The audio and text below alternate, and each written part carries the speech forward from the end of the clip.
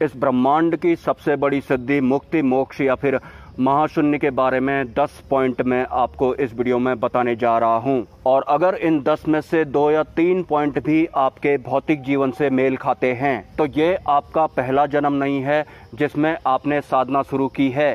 पूर्व के बहुत सारे जन्मों में भी आप एक साधक रह चुके हैं, लेकिन कुछ गलतियां करने की वजह से आपकी पिछले जन्म में साधना पूर्ण नहीं हो पाई थी, या फिर परम सिद्धि मोक्ष प्राप्त करने में आप सिर्फ इतनी सी गलती से चूक गए थे। तो अगर बताए जाने वाले 10 पॉइंट्स में से 2 या 3 पॉइंट भी आपके भौतिक जीवन से मैच करते हैं तो ये साधना में आपका पहला जन्म नहीं है। पिछले जन्म में भी आप साधना कर चुके हैं और पिछले जन्म की अपनी अधूरी साधना को पूर्ण करने के लिए ही आपका ये जन्म हुआ है, या फिर पिछले कई सारे जन्मों में भी आप साधक तो रहे थे, लेकिन गलतियां करने की वजह से या फिर मार्गदर्शन ना मिलने की वजह से आप बार बार जन्म ले रहे हैं। तो पॉइंट नंबर 1 है, अगर आप इस जन्म में ध्यान साधना कर रहे हैं और ध्यान साधना करने के दौरान आप समय के संज्ञान में नहीं रहते हैं, मतलब 20 मिनट ध्यान करने के लिए अगर आप बैठ रहे हैं लेकिन आपको पता ही नहीं लगा कि ध्यान करते करते कब आपके 4-5 घंटे ऐसे ही बीत गए, तो ध्यान साधना करने के दौरान अगर आपको समय का बोध नहीं हो रहा है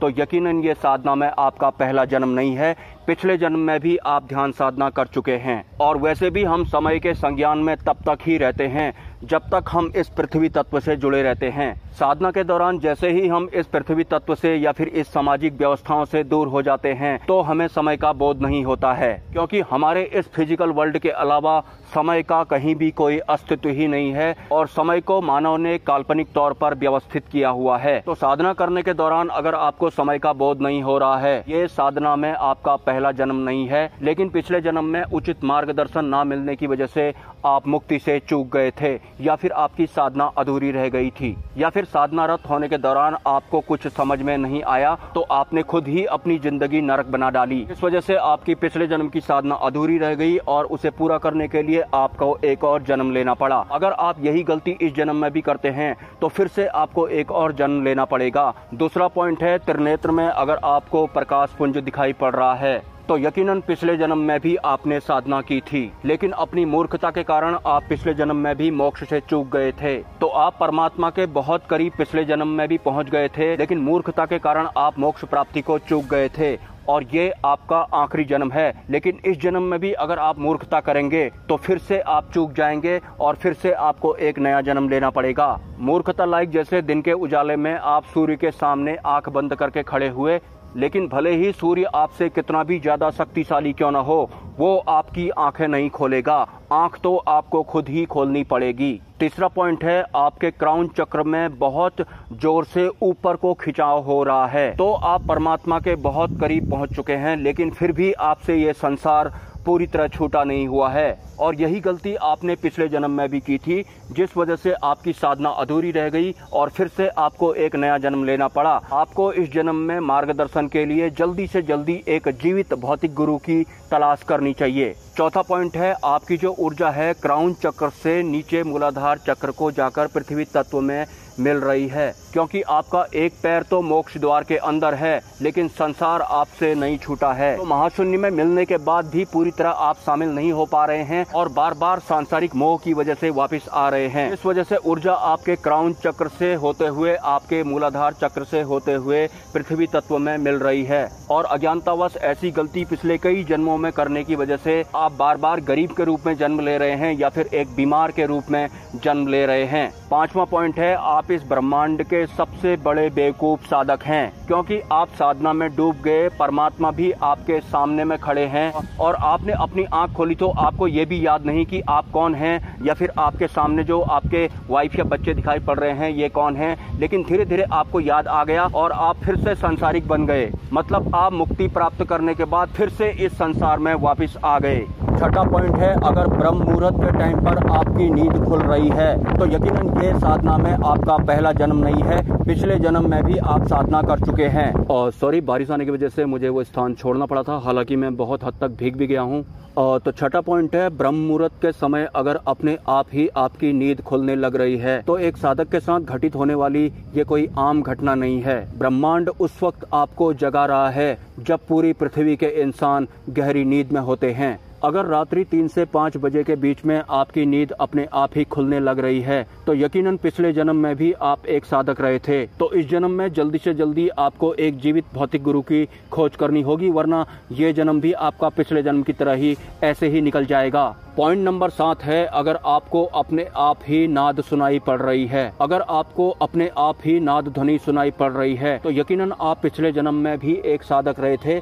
या तो आपने मंत्र जप किया था या फिर नाम जप किया था। और जो साधक पिछले जन्म में मंत्र जप या फिर नाम जप करते आ रहे होते हैं उनको अगले जन्म में नाद ध्वनि स्वतः ही सुनाई पड़ने लगती है। लेकिन पिछले जन्म में भी एक निम्न स्तरीय गुरु की वजह से आपकी साधना अधूरी रह गई और इस जन्म में भी हो सकता है एक निम्न स्तरीय गुरु की वजह से आपकी साधना अधूरी रहने वाली है। निम्न स्तरीय गुरु लाइक आपको नाद ध्वनि सुनाई पड़ रही है और रास्ते में आपको कोई बाबा जी मिलते हैं जो कहते हैं कि नाम जप किया करो, मंत्र जप किया करो, इसमें बहुत ताकत है, इससे तुम्हें सिद्धि मिल जाएगी, मुक्ति मिल जाएगी। और आपने मंत्र जप या फिर नाम जप करना शुरू कर दिया। जबकि मंत्र जप या फिर नाम जप की सफल साधना जो साधक करता है उसके बाद ही उसे अपने आप नाद ध्वनि सुनाई देने लगती है। तो इस जन्म में आपको मंत्र जप या फिर नाम जप ना करके सिर्फ नाद साधना करनी रहेगी या फिर सिर्फ भाव साधना करनी होती है। इसमें एक पॉइंट और है, हर किसी साधक के लिए मंत्र जप या फिर नाम जप नहीं होता। आपको अपने आप ही नाद ध्वनि सुनाई पड़ रही है, लेकिन आप नाद साधना ना करके अगर मंत्र जप या फिर नाम जप करने लगेंगे तो फिर आपके शरीर में दर्द होने लगेगा। 8वां पॉइंट है, कितने भी बड़े ज्ञानी क्यों ना हो आप, लेकिन आप पिछले जन्म में गुरु प्रेम में रहे होंगे या फिर गुरु भक्ति में रहे होंगे और इस जन्म में आपको अपने आप ही रोना आएगा और आपकी लाख कोशिशों के बाद भी आप खुद का रोना नहीं रोक पाएंगे। और आपको ये भी समझ में नहीं आएगा कि आप रो क्यों रहे हैं। आपको रोने का कारण भी नहीं पता लगेगा और आप अपने आप ही रो भी रहे होंगे, लेकिन आप अपने रोने को रोक भी नहीं पाएंगे। इसके अलावा आपको एक अलग ही मिठास का अनुभव होगा और वो मिठास इस फिजिकल वर्ल्ड में मिलने वाली मिठास से बिल्कुल अलग होगी।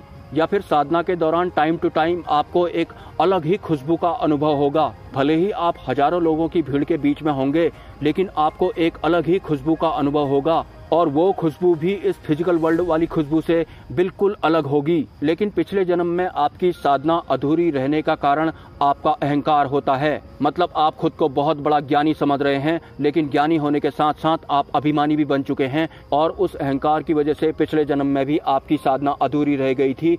इस वजह से आपको अगला जन्म लेना पड़ा था।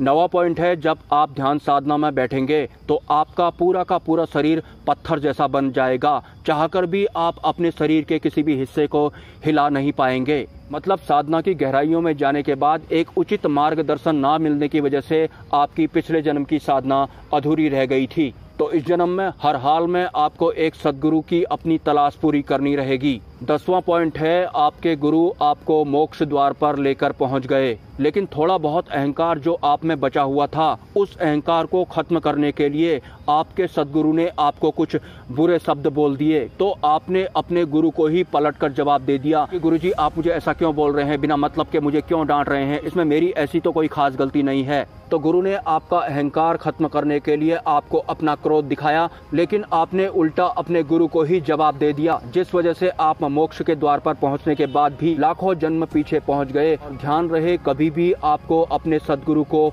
पलटकर जवाब नहीं देना है। अगर आपको सद्गुरु क्रोध भी दिखा रहे हैं तो भी आपको मौन ही रहना है। अगर आप मौन नहीं रहते हैं और अपने गुरु को ही उल्टा पलटकर जवाब देते हैं तो आप अपने पैरों पे नहीं गर्दन पे ही कुल्हाड़ी मार देते हैं। मतलब आप मोक्ष द्वार से कई जन्मों पीछे पहुंच जाते हैं। अगर आप अपने गुरु को पलटकर जवाब नहीं देंगे, मौन ही रहेंगे, तो सद्गुरु आपको मोक्ष के द्वार पर छोड़कर चले आते हैं। और ये जो आखिरी पॉइंट है, जहां गुरु को उल्टा जवाब देने की वजह से आप परम सिद्धि मोक्ष से चूक गए, या फिर सद्गुरु के मिलने के बाद मोक्ष द्वार पर खड़े होने के बाद भी आप मोक्ष से चूक गए क्योंकि आप शादी नहीं करना चाहते थे, लेकिन फिर भी आपने शादी कर ली। अगर आपके साथ ऐसा हो रहा है तो कम से कम इस जन्म में आपको शादी नहीं करनी होगी। और मौसम खराब होने की वजह से कुछ पॉइंट शायद इस वीडियो में मिस हो गए हैं। मैं कोशिश करूंगा किसी अन्य वीडियो में उन सभी पॉइंट्स को कवर करने की। अगर आपके कोई सवाल हैं तो आप मुझे कमेंट कर सकते हैं, और अगर आप इस चैनल को सपोर्ट करना चाहते हैं तो इसी वीडियो के कमेंट सेक्शन में आपको एक UPI ID मिल जाएगा। स्वेच्छा से आप सपोर्ट कर सकते हैं, कोई ज़बरदस्ती नहीं है। मिलते हैं नेक्स्ट वीडियो में। ब्रह्मा विष्णु महेश, जय मां पराशक्ति।